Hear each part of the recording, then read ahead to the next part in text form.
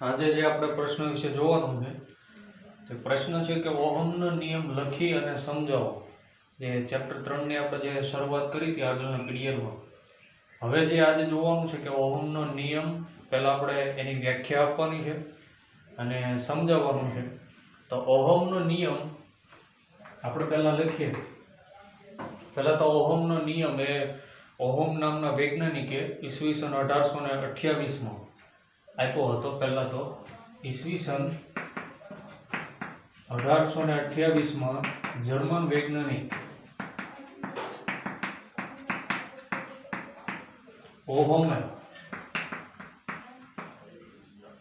ઓહમનો નિયમ આપ્યો હતો.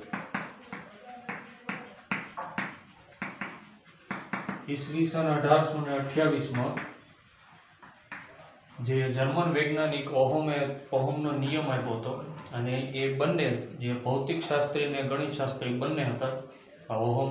હવે જો નિયમ એનો લખીએ કે કોઈ નિશ્ચિત ભૌતિક પરિસ્થિતિમાં જે આસપાસની જે પરિસ્થિતિ ભૌતિક પરિસ્થિતિ છે એ કોઈ નિશ્ચિત લઈ લઈએ, એ કોઈ નક્કી કરી લઈએ કે નિશ્ચિત ભૌતિક પરિસ્થિતિમાં કોઈ એક આડછેદ હોય વાહકનો કે જેમાંથી વિદ્યુત પ્રવાહનું વહન થઈ શકતું હોય, એવો કોઈ વાહકનો આડછેદ લઈ વાહકના આડછેદમાંથી જે વાહકના આડછેદના બે છેડા હોય એ બે છેડા આગળ લાગુ પડેલ વિદ્યુત સ્થિતિમાનનો તફાવત અને જેમાંથી જે પસાર થતો પ્રવાહ છે એનો આપણે V/I એનો ગુણોત્તર લઈએ તે અચળ હોય છે, જે ઓહમનો નિયમનું વિધાન છે. તો કે નિશ્ચિત ભૌતિક પરિસ્થિતિમાં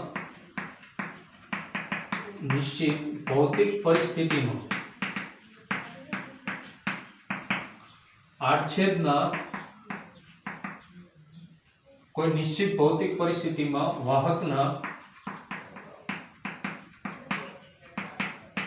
આડછેદના બે છેડા આગળ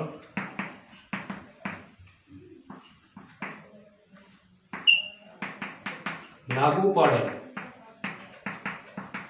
વિદ્યુત સ્થિતિમાનનો તફાવત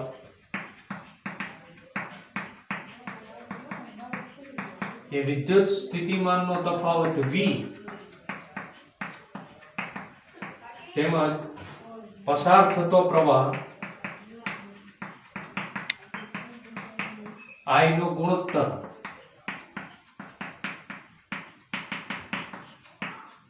અચળ રહે છે. જે ઓહમના નિયમનું વિધાન છે તે તો કોઈ નિશ્ચિત ભૌતિક પરિસ્થિતિમાં વાહકના આડછેદના બે છેડા આગળ લાગુ પડેલ વિદ્યુત સ્થિતિમાનનો તફાવત V તેમજ એમાંથી પસાર થતો પ્રવાહ I નો ગુણોત્તર એ અચળ રહે છે. એટલે કે V/I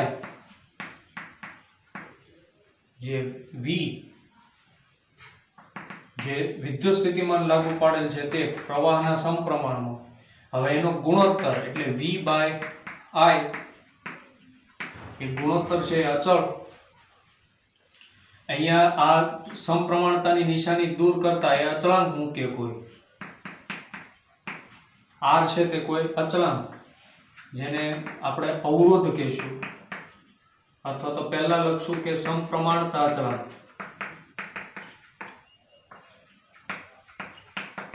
જેને આપણે અવરોધ કહીશું. તો V = IR જે આપણે વ્યાખ્યા પ્રમાણે જોયું કે જે વિદ્યુત સ્થિતિમાનનો તફાવત V જે લાગુ પાડેલ હોય છે અને એ વાહકમાંથી પસાર થતો પ્રવાહ એ I એ V/I એનો ગુણોત્તર છે તે અચળ રહે છે. અહીંયા સમપ્રમાણતાની નિશાની દૂર કરતા અચળાંક મૂકે R. તો V = IR જ્યાં R ને છે તે આપણે હવે આગળથી એને અવરોધ કહીશું. તો જો V = IR આ ઓહમનો નિયમ, આ ઓહમના નિયમનું વિધાન અને આ એનું સંજ્ઞા સ્વરૂપે આપણે જો દર્શાવીએ IR જ્યાં V છે એ વિદ્યુત સ્થિતિમાનનો તફાવત લાગુ પાડેલ છે તે I છે તે જે વાહકમાંથી જે પસાર થતો પ્રવાહ છે અને R છે તે વાહકનો જે વાહક છે એને પોતાનો જે અવરોધ છે તે V = IR. હવે આપણે વાત કરી દઈએ કે જે આ ઓહમનો નિયમ છે એ ઓહમનો નિયમ જોયા બાદ જે એનો અવરોધ છે R, તો R આપણે જો એને અવરોધ વિશેની હવે સમજૂતી લઈએ તો R = V/I. તો એ અવરોધ છે એ V/I ઉપરાંત હવે અવરોધ છે એ કયા કયા પરિબળ પર આધાર રાખે છે, એટલે કે કયા પરિબળ, એટલે કે માનો કે વાહક છે, વાહકનો આડછેદ હોવાનો, એ આડછેદનું ક્ષેત્રફળ હોવાનું, તો એ ક્ષેત્રફળ બદલતા અવરોધ કેવી રીતના બદલે છે, અથવા તો એ જે આપણે જે આડછેદ લીધો છે એની લંબાઈ બદલતા અવરોધ કેવી રીતના બદલે છે, તો એ આપણે જોઈએ હવે આગળ. તો આ થઈ ગયો ઓહમનો નિયમ. હવે આપણે અવરોધ વિશે જોવાનું છે વધારે.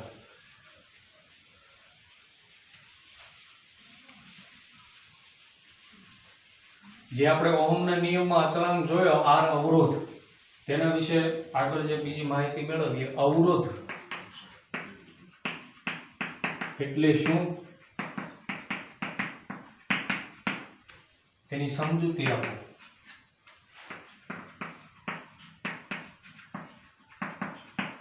કે અવરોધ બીજા કયા કયા પરિબળ પર આધાર રાખશે તે. તો અવરોધ એટલે કે જેવું નામ છે એવું જ એનું કામ અવરોધવાનું. માનો કે આ કોઈ આવી રીતના એક આડછેદ હોય, આ એ છેડો, આ બી છેડો, અહીંયાથી આગળ આપણે વિદ્યુત પ્રવાહ આપી આ લાગુ પડીએ એ છેડા આગળથી, તો માનો કે અવરોધ એટલે કે જે આમાંથી વિદ્યુત પ્રવાહનું આગળ વહન થઈ રહ્યું છે, પ્લસ એટલે કે ધન અને ઋણ વિદ્યુત ભારો આગળ વધી રહ્યા હોય, તો એ વિદ્યુત ભારને અવરોધવાનું કામ, એ કામ અવરોધનું, અથવા તો એને જે વિદ્યુત પ્રવાહને અવરોધે એને આપણે અવરોધ કહીશું. તો પહેલું કે વિદ્યુત પ્રવાહને અવરોધે તેને અવરોધ કહે. જે વિદ્યુત પ્રવાહનું વહન હશે એ વિદ્યુત પ્રવાહના વહનને અવરોધે એને આપણે અવરોધ કહીશું. હવે બીજું આપણે એ જોઈએ કે અવરોધ એ કયા કયા પરિબળ પર આધાર રાખે છે. માનો કે આપણે તો આડછેદ લીધો તો હમણાં જે ઓહમની વ્યાખ્યામાં આપણે કોઈ આડછેદ લીધો, તો એ આડછેદ અલગ અલગ હોવાના, એના ક્ષેત્રફળ જેમ જેમ આડછેદ બદલાય તેમ ક્ષેત્રફળ બદલાય, એમ એની લંબાઈ બદલાય, તો એની ઉપરથી અવરોધ ઉપર કેવી અસર કરશે તો એ જોઈએ. તો પહેલા માનો કે આપણે કોઈ જેનું આડછેદનું ક્ષેત્રફળ એ હોય,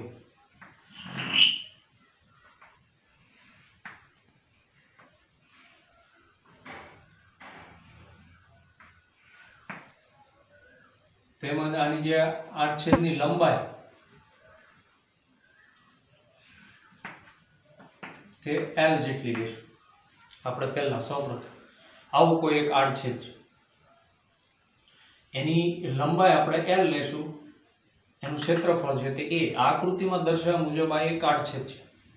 હવે આના જેવો જ એક બીજો આડછેદ આપણે આકૃતિમાં દર્શાવ્યા મુજબ આ એક આડછેદ છે એની પાછળ મૂકી દઈએ, એટલે કે લંબાઈ છે એ બમણી કરી દઈએ. તો પહેલું જે પરિબળ છે આપણે જેના વિશે જોવાનું છે તે કે લંબાઈ બમણી કરતા, એટલે કે જે આડછેદ હોય એની જે આપણે લંબાઈ છે એ બમણી કરી દેવાની. તો હવે જે આ આડછેદ છે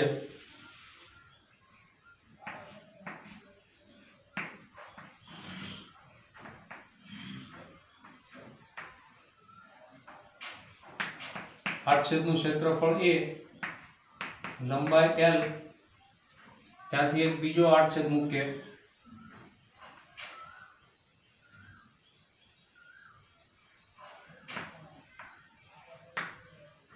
જેની લંબાઈ L. તો આ જે ટોટલ લંબાઈ છે 2L જેટલી, અને આડછેદનું ક્ષેત્રફળ તો આપણે સરખું જ એ જ રાખશું. તો આકૃતિમાં દર્શાવ્યા મુજબ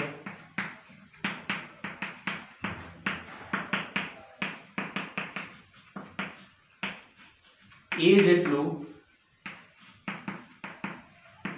આડછેદનું ક્ષેત્રફળ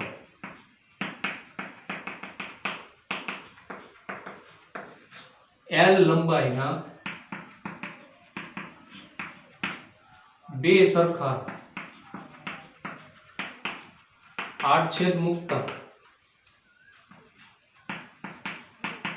લંબાઈ 2L જેટલી થશે.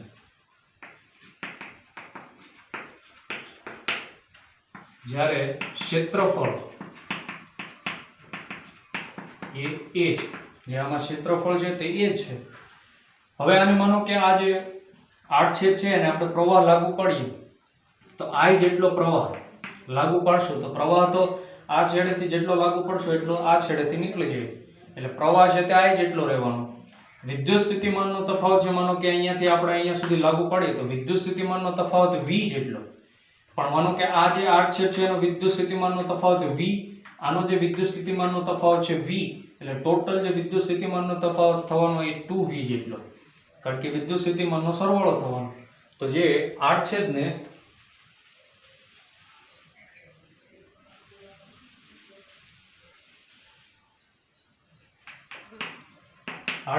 લાગુ પાડેલ પ્રવાહ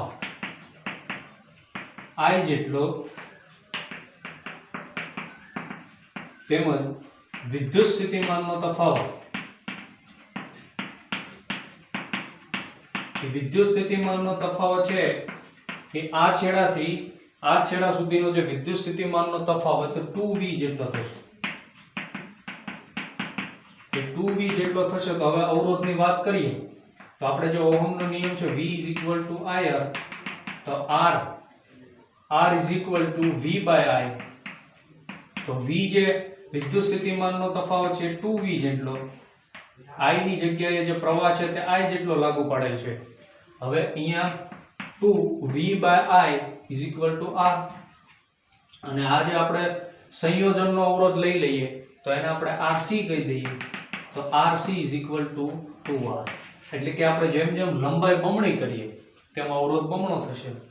તો આના ઉપરથી આપણે એક એ જોવાનું કે જેમ લંબાઈ છે એ અવરોધના સમપ્રમાણમાં છે, એટલે કે જેમ જેમ લંબાઈ વધારશો, 2 ગણી કરીએ તો અવરોધ 2 ગણો થાય, 4 ગણી કરીએ તો અવરોધ 4 ગણો, તો જેમ જેમ લંબાઈ વધારશો તેમ અવરોધ થશે બમણો.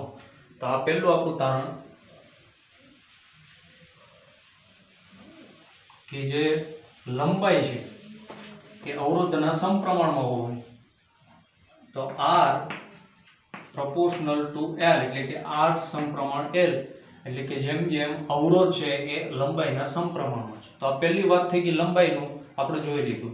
હવે ક્ષેત્રફળની વાત કરીએ તો જે બીજો પરિબળ છે તે ક્ષેત્રફળ વાળું, કે ક્ષેત્રફળ આપણે જેમ જેમ વધારીએ અથવા તો ઘટાડીએ તો એ અવરોધ ઉપર કેવી અસર કરશે, તો એની વાત કરીએ તો માનો કે આ કોઈ એક આડછેદ લઈ લઈએ,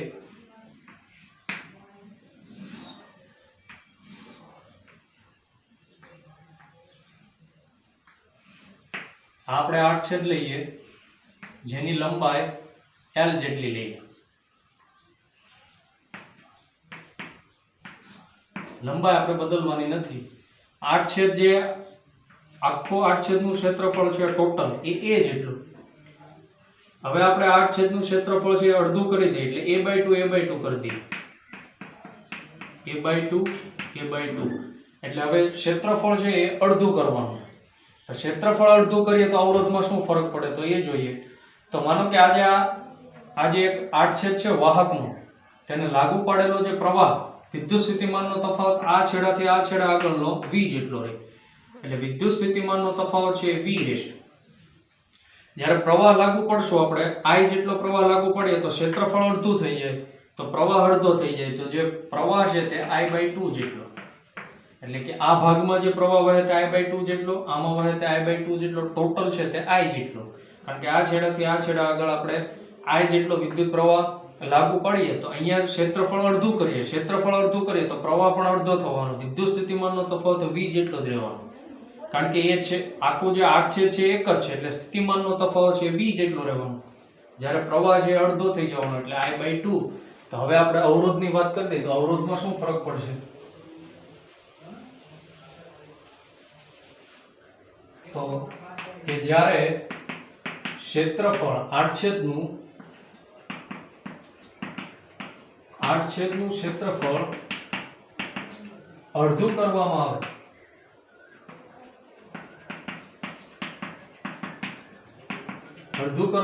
આવે તો પ્રવાહ I/2 જેટલો થશે. જ્યારે વિદ્યુત સ્થિતિમાનનો તફાવત V જેટલો થશે. તો ફરી આપણે જે ઓહમના નિયમ મુજબ V = IR, તો R = V/I. હવે અહીંયા આપણે સંયોજનનો અવરોધ છે તો એને આપણે RC કહી દઈએ.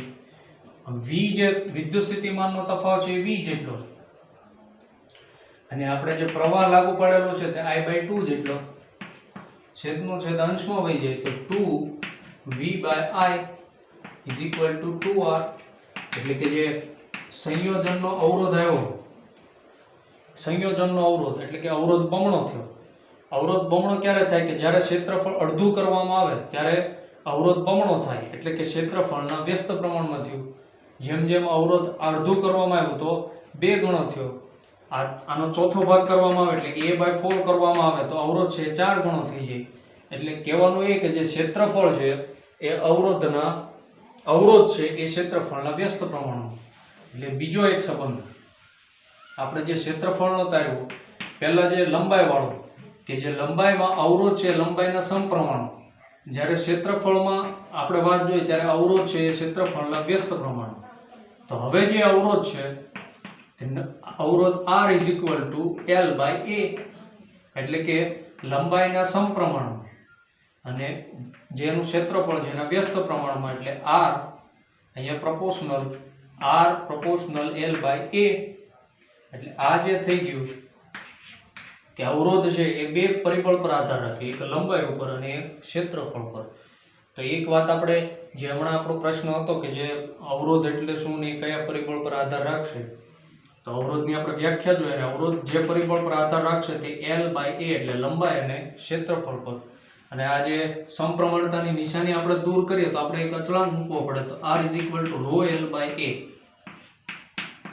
જે ρ એને આપણે કહીશું સમપ્રમાણતા અચળાંક,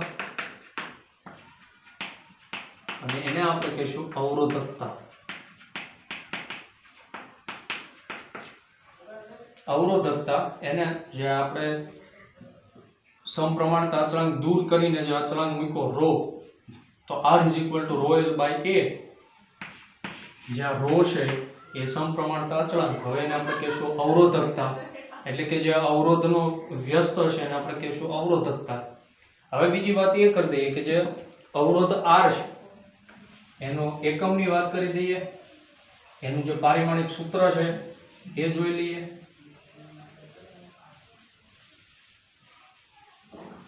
તો અવરોધનો એકમ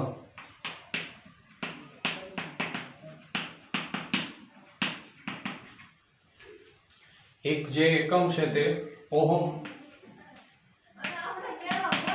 એ જે ઓહમ એની સંજ્ઞા જે છે આ રીતના અવરોધની. બીજું એકમની વાત કરી દઈએ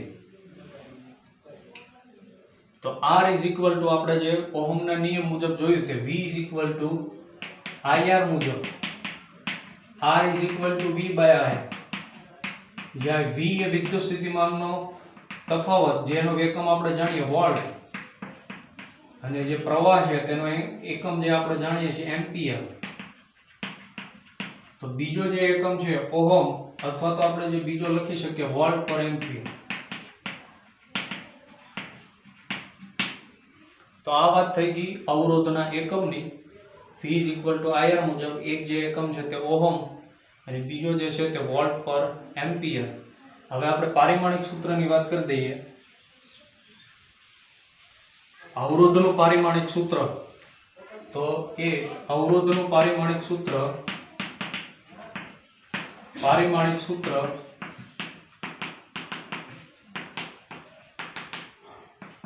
M1L2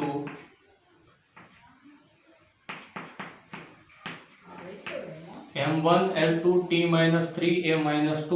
આ જે છે તે અવરોધનું પારિમાણિક સૂત્ર. તો આજે જે આપણે વાત કરી તે ઓહમનો નિયમ એટલે શું એની સમજૂતી, બીજું તેના ઉપરથી જે એનો અચળાંક ઓહમના નિયમમાં દૂર કરતા જે અવરોધ આવ્યો તે અવરોધ એટલે શું, એ અવરોધ કયા કયા પરિબળ પર આધાર રાખે છે તે, તેનું પારિમાણિક સૂત્ર અને તેનો એકમ.